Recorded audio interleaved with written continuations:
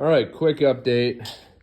I said I was going to wait to 500 miles, but did a little work tour today.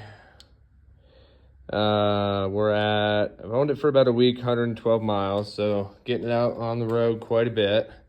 Range still awesome, performance still awesome, ride quality, all that great. I got a flat tire. I don't think it was the tire's fault. I do think the sidewalls on these tires are kind of flimsy, which made putting the new tube back on kind of tough to get the tires seated, especially because I want you to run these at about 35 PSI.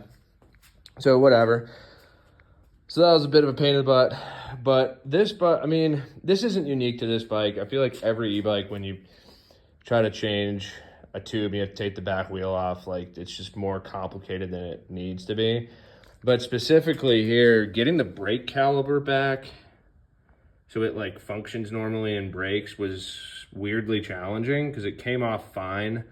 But I think that the axle was sitting a little more shallow in like the seats here. And so when I put it back, I kind of put it all the way back in, and then the caliper the disc was running up against the inside of the caliper. So I had to put like a spacer down here to get the caliper to sit high enough so that the brake would clear it and spin fine. So I just had some old washers laying around. Be careful on the size because you got to be super small or the washers will hit the caliper. I put it all back together and figured that out real fast.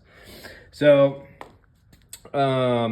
yeah, just something to be aware of. I don't think it's, who knows when they assemble these things, like I don't know. But so not really a big knock on them, not a huge deal, a bit of a pain in the butt, but that's kind of the update. Other than that, things are going great. And yeah, the sidewalls, I don't know, just not super sturdy, but what are you gonna do?